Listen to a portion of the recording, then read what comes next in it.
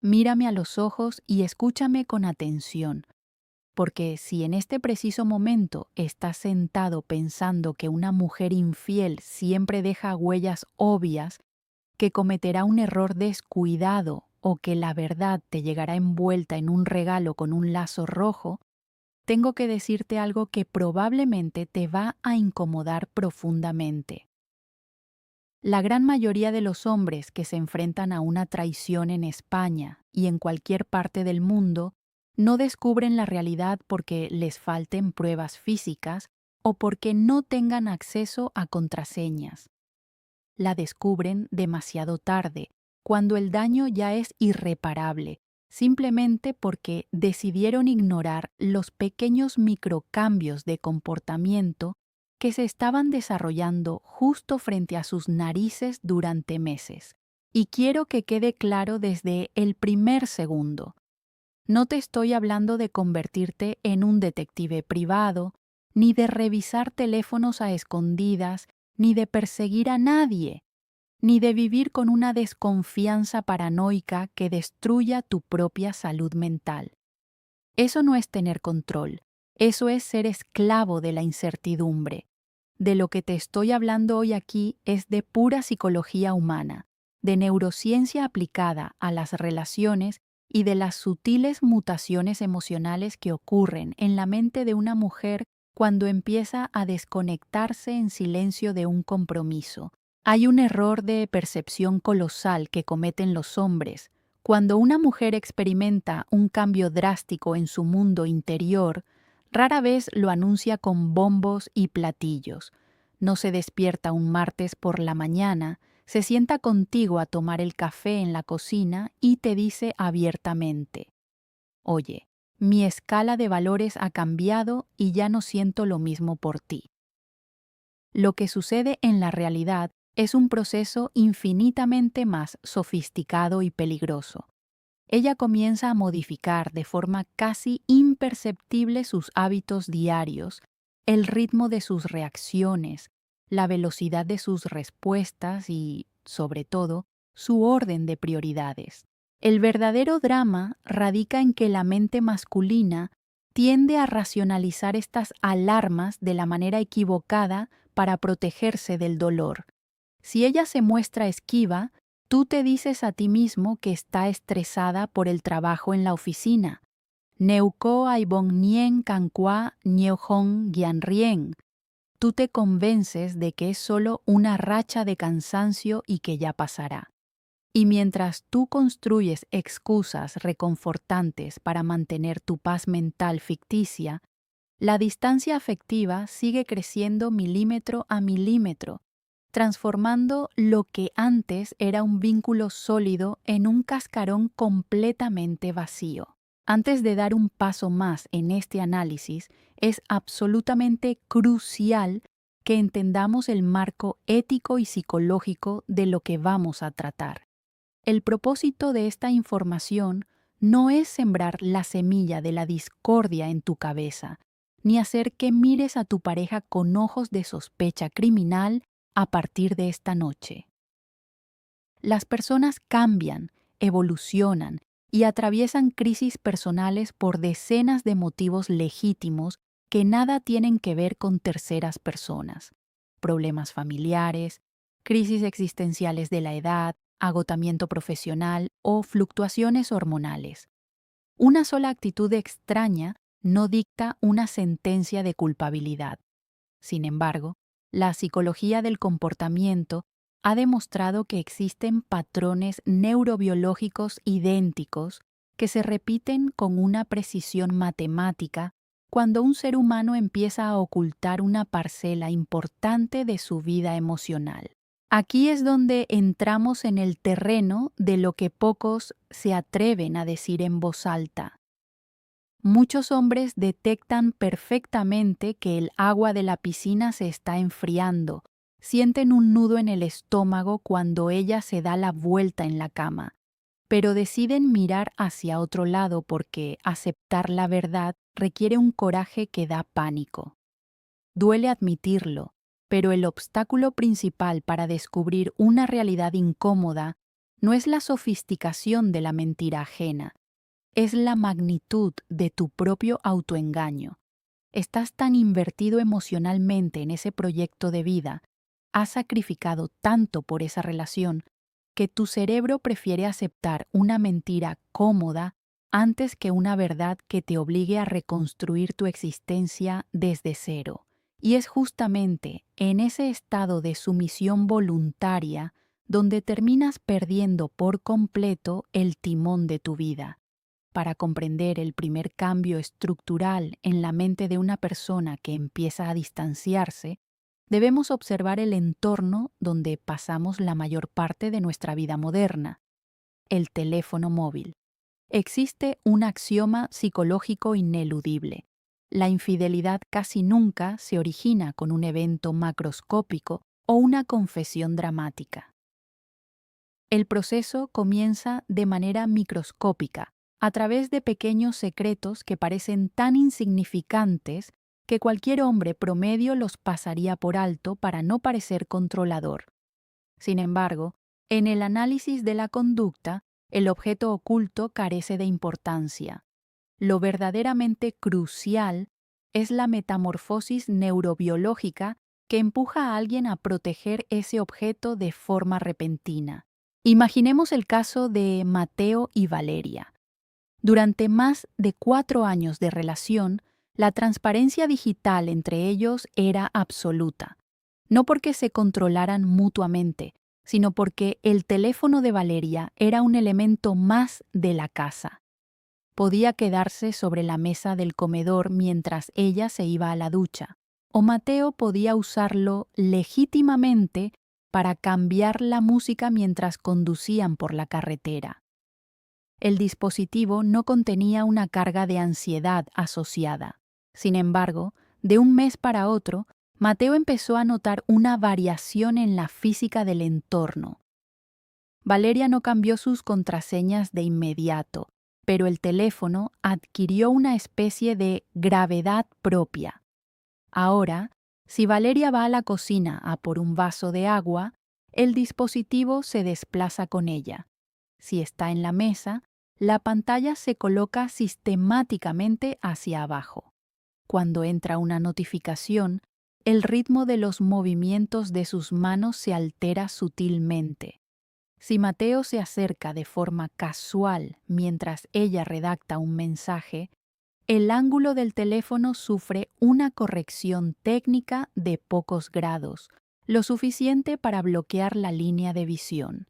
Desde la perspectiva de la psicología cognitiva, cuando una mujer es emocionalmente transparente, su cerebro procesa el entorno de la pareja como un espacio seguro y libre de amenazas.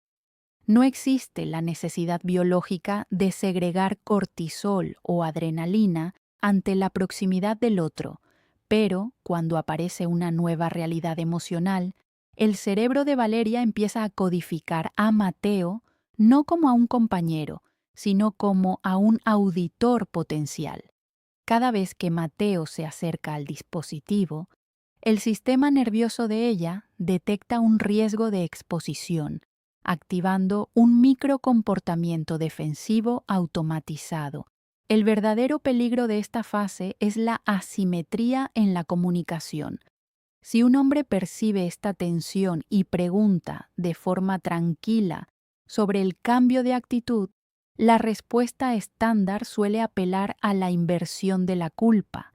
Es muy común escuchar frases de manual como «es que estás obsesionado», «ahora resulta que tengo que pedirte permiso para usar mi espacio» o «tu inseguridad está destruyendo nuestra tranquilidad». Al recibir este impacto verbal, el cerebro del hombre que busca por naturaleza la estabilidad y detesta el conflicto innecesario, empieza a dudar de sus propios órganos sensoriales. El hombre se retira, asume el papel del paranoico y se convence de que debe trabajar en su autoestima, mientras la barrera digital se consolida firmemente. Hay un detalle que la mayoría de los terapeutas de pareja entienden perfectamente, pero que el público general ignora. La desconexión mental y la creación de una identidad paralela preceden por mucho a cualquier contacto físico. El cortafuegos digital no se levanta para ocultar un mensaje explícito en el 90% de los casos. Se levanta para proteger la etapa de cortejo psicológico, el flujo de dopamina que produce el sentirse deseada por un tercero sin la interferencia de la realidad cotidiana. Cuando este hábito se automatiza, el comportamiento defensivo se traslada al lenguaje verbal común, transformando las conversaciones fluidas en un interrogatorio donde cada respuesta es calculada, vaga o excesivamente sintética. Cuando el cortafuegos digital se ha establecido con éxito, el proceso psicológico avanza hacia una fase mucho más desgarradora para el tejido de la relación: la instauración de la distancia afectiva estructurada, o, como se denomina en psicología del comportamiento, el aislamiento térmico. El error más común que comete un hombre en esta etapa es asociar el fin del amor con la presencia de hostilidad, gritos o discusiones encarnizadas. La realidad clínica es diametralmente opuesta. El odio no es el opuesto del amor. El verdadero opuesto del amor es la indiferencia absoluta revestida de buena educación. Aquí es donde observamos la transición hacia lo que llamamos la cortesía industrial. Una mujer que está desinvirtiendo su capital emocional en un vínculo deja de pelear por las cosas que antes le importaban. Si antes le molestaba que pasaras demasiado tiempo con tus amigos el fin de semana, o si insistía en planificar minuciosamente las vacaciones del próximo verano, de repente esa insistencia desaparece. El hombre inexperto interpreta esto como una bendición, una señal de que la relación finalmente ha madurado y ha alcanzado un remanso de paz. Sin embargo, esa calma no proviene de la armonía, proviene de la desconexión total de las expectativas.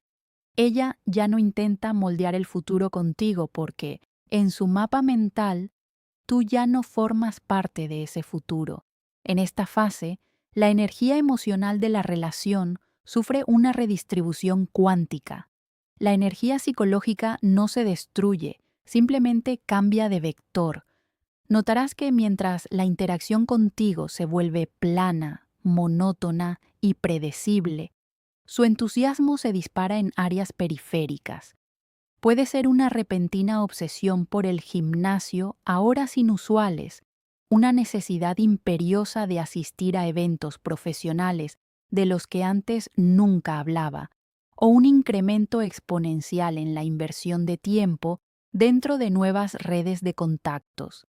El contraste es brutal, una apatía severa dentro de las paredes del hogar frente a una vitalidad desbordante en el momento en que cruza la puerta hacia el exterior. La psicología evolutiva nos muestra que las mujeres, por norma general, utilizan la comunicación verbal como el pegamento principal para mantener la cohesión del grupo y de la pareja.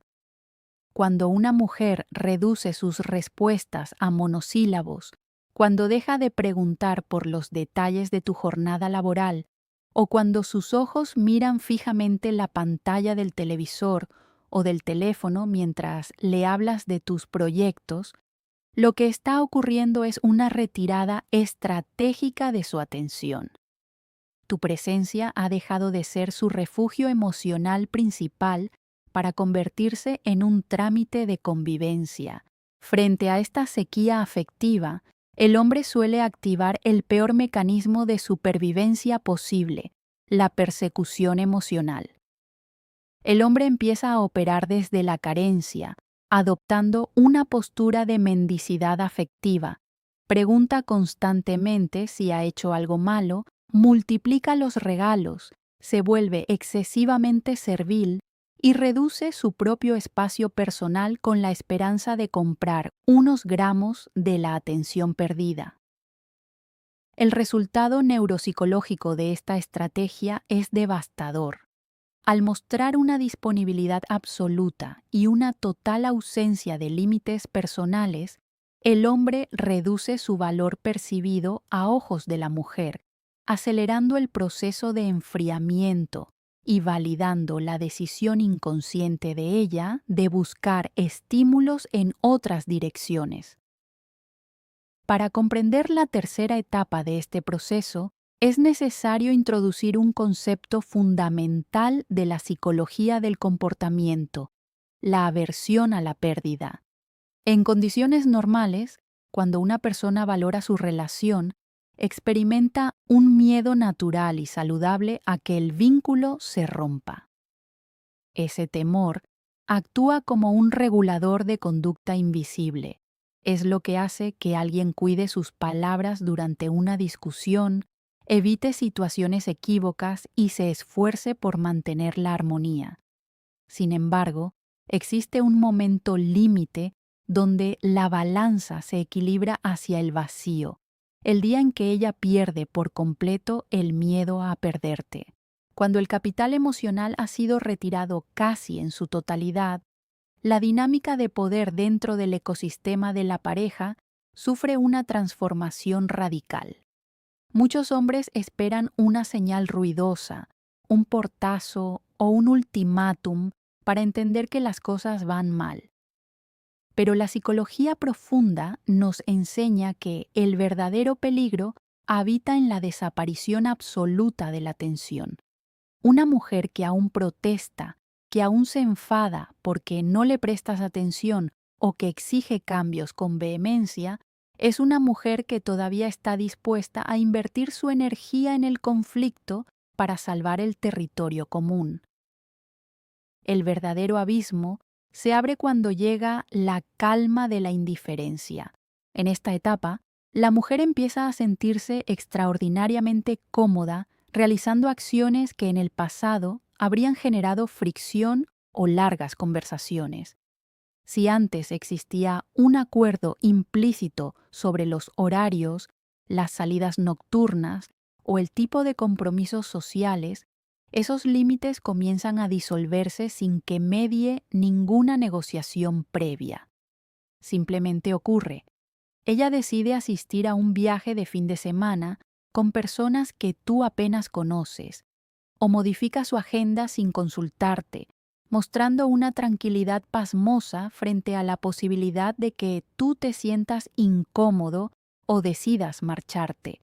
El error catastrófico del hombre en este punto es confundir esa falta de rendición de cuentas con un síntoma de libertad y madurez mal entendida. Para proteger su ego, el hombre se dice a sí mismo: «Qué bien, ahora confía tanto en mí que ya no necesita darme explicaciones». Pero la realidad clínica nos dice algo muy distinto.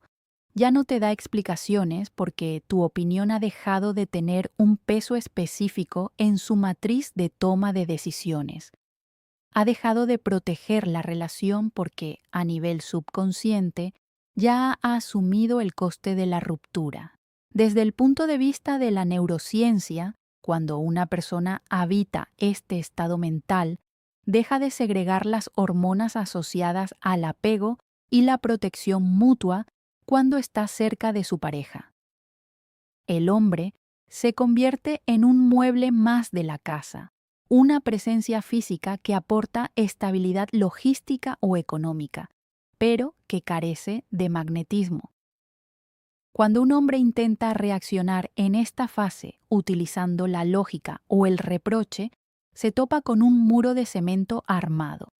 Ella ya no se inmuta por tus silencios ni le afectan tus ausencias.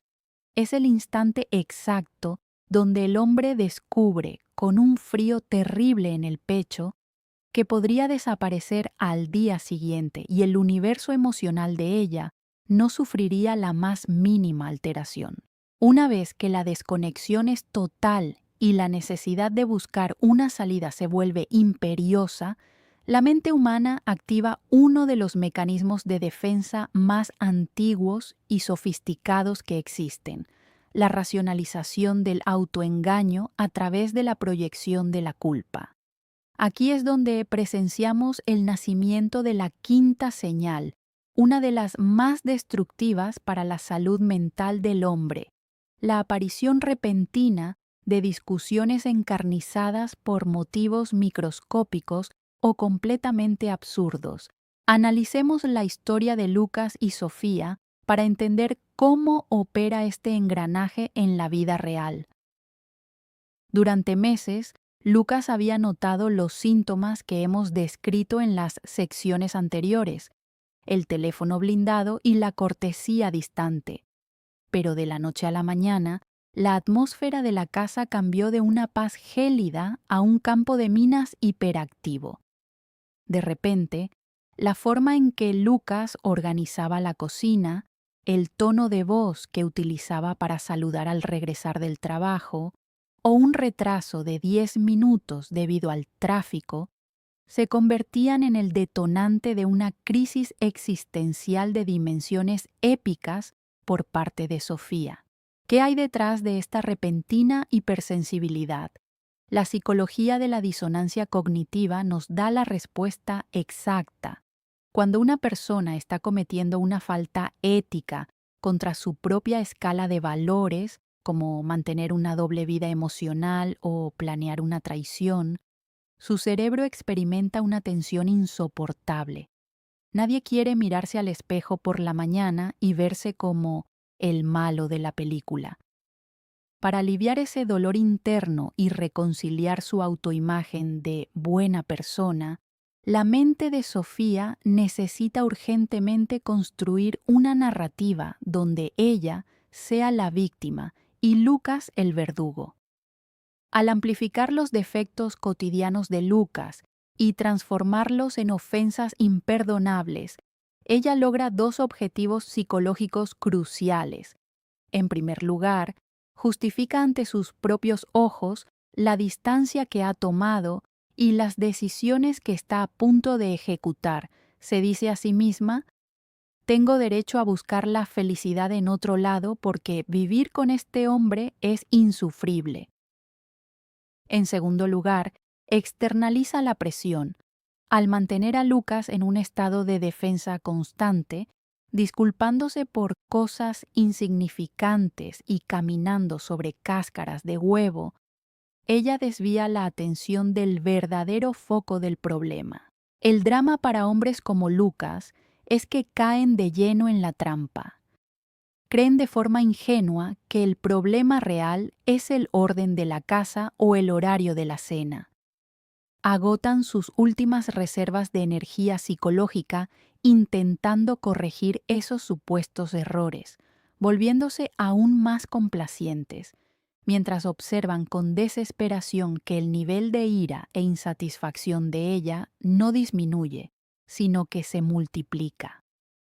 Es una carrera donde la meta se mueve hacia atrás constantemente, porque el objetivo real de esas discusiones no es encontrar una solución.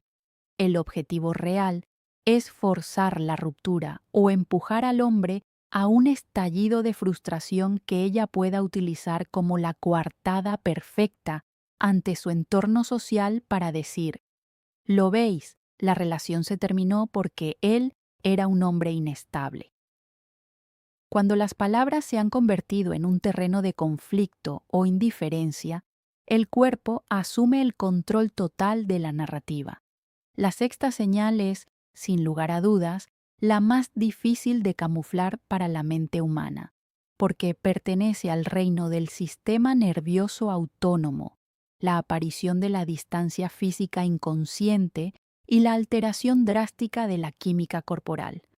Muchos hombres creen que la falta de intimidad física es simplemente una consecuencia del cansancio, del estrés o de los años de convivencia. Sin embargo, la neurobiología nos enseña que el cuerpo no sabe mentir cuando la mente ha tomado una decisión emocional irreversible. Observamos aquí el concepto de los microcomportamientos de evitación. El cerebro humano, ante la presencia de un estímulo que ya no codifica como deseable o seguro, activa de forma automática sutiles mecanismos de repliegue. Notarás, por ejemplo, que la geometría del contacto ha cambiado. Cuando te acercas a darle un beso al despedirte, sus labios ya no se presionan con la misma intensidad.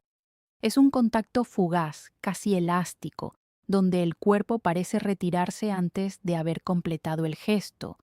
Si intentas rodear su cintura mientras caminan o estás en el sofá, su musculatura no se relaja buscando tu calor, sino que experimenta una ligera tensión, una rigidez muscular imperceptible para un extraño, pero evidente para quien conoce la fisonomía de su pareja. Existe un fenómeno técnico en la psicología del espacio llamado proxémica, que analiza cómo gestionamos las distancias con los demás. Una mujer que se está desconectando de una relación empieza a ampliar de forma sistemática su burbuja personal cuando está contigo. Si te sientas a su lado en el cine o en un restaurante, sus pertenencias, el bolso, el abrigo, el propio teléfono, se colocan estratégicamente en el espacio intermedio, creando una barrera física sutil pero efectiva. Su lenguaje corporal se vuelve cerrado, los brazos cruzados con mayor frecuencia, el torso ligeramente girado en dirección opuesta a la tuya durante una conversación, o la orientación de sus pies apuntando hacia la salida de la habitación, un indicador subconsciente de que su mente desea estar en cualquier otro lugar menos ahí. La manifestación más dolorosa de esta fase ocurre en la esfera de la intimidad profunda. El sexo, si es que aún existe, sufre una mutación severa. Se transforma en un acto puramente mecánico, una transacción desprovista de mirada, de vulnerabilidad y de complicidad postcoital. Ya no hay espacio para las caricias perezosas de la mañana ni para el juego improvisado. Se convierte en una tarea pendiente dentro de la lista de obligaciones de la semana, ejecutada a menudo para evitar que el hombre haga preguntas incómodas o inicie una conversación profunda. Es el cuerpo presente, pero el alma ausente. Su piel ya no reacciona a tus estímulos con la misma respuesta galvánica. La química, que antes encendía el vínculo, ha sido redirigida hacia una fantasía mental o hacia una realidad paralela que tú todavía no puedes ver. Hemos navegado a través de una geografía humana compleja, dolorosa y, para muchos, profundamente incómoda.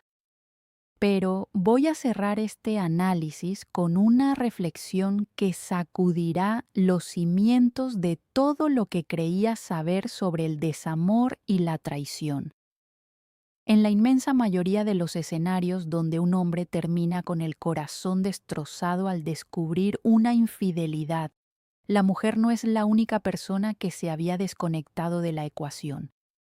Si somos brutalmente honestos y nos miramos al espejo con valentía, descubriremos que el hombre también llevaba meses, quizás años, cometiendo el peor pecado posible, desconectándose de sí mismo. Es una verdad amarga, pero necesaria. Hay hombres que, al consolidar una relación, deciden jubilarse emocionalmente de la vida. Abandonan sus proyectos personales, descuidan su físico, entierran su propósito bajo la alfombra de la rutina y convierten la atención y el aplauso de su pareja en el único motor de su existencia. Transfieren toda su estabilidad mental a las manos de otra persona, convirtiendo un proyecto de amor en una monarquía absoluta donde ellos son los súbditos. Y cuando el suelo empieza a temblar, cuando notan las señales que hemos desglosado hoy, entran en pánico, no solo por el miedo a perder a la mujer, sino porque intuyen que, si ella se marcha, se quedarán completamente vacíos, despojados de identidad. Esa dependencia absoluta es el veneno que ciega el juicio. Es la razón por la que tantos hombres deciden ignorar evidencias del tamaño de catedrales, porque aceptar la realidad implica la obligación de reconstruirse desde los escombros, y el cerebro prefiere la comodidad de la esclavitud afectiva antes que el vértigo de la libertad. Pero un hombre con alta madurez psicológica opera bajo un código de conducta muy diferente. Él entiende que no puede controlar los sentimientos, las hormonas ni las decisiones de nadie. Lo único que permanece bajo su jurisdicción absoluta es el respeto que se tiene a sí mismo. La verdadera fuerza masculina no se demuestra persiguiendo fantasmas, vigilando teléfonos, ni montando escenas de celos destructivas que solo consiguen degradar tu valor. La verdadera fuerza radica en la observación templada, en la capacidad de mirar la realidad de frente por muy hostil que sea, y en tener el coraje de retirarse con la cabeza alta cuando el lugar que ocupas en la vida de alguien ha pasado de ser una prioridad a un simple trámite logístico. No mendigues afecto, no negocies tu dignidad a cambio de una paz barata y ficticia. Cuando el vínculo sagrado de la confianza se ha resquebrajado en silencio, la respuesta inteligente no es la venganza ni el reproche eterno. La respuesta es el retorno inmediato a tu eje, a tu trabajo, a tus metas y a tu paz mental. Ahora la pregunta te pertenece a ti, que has escuchado este análisis hasta el último segundo. ¿Has sentido alguna vez ese frío en el estómago que te advertía que algo había cambiado, pero preferiste convencerte de que eran imaginaciones tuyas? ¿Qué señal de las que hemos expuesto hoy te ha hecho reflexionar más sobre tu situación actual o tus experiencias pasadas? Déjame tu opinión abajo, en la sección de comentarios. Leo personalmente cada historia porque sé perfectamente que estos tránsitos psicológicos no son sencillos y que muchos hombres los atraviesan en un aislamiento absoluto. Recuerda siempre, el dolor de una verdad a tiempo siempre será preferible a la agonía de una mentira prolongada por el miedo. Mantén tu dignidad intacta.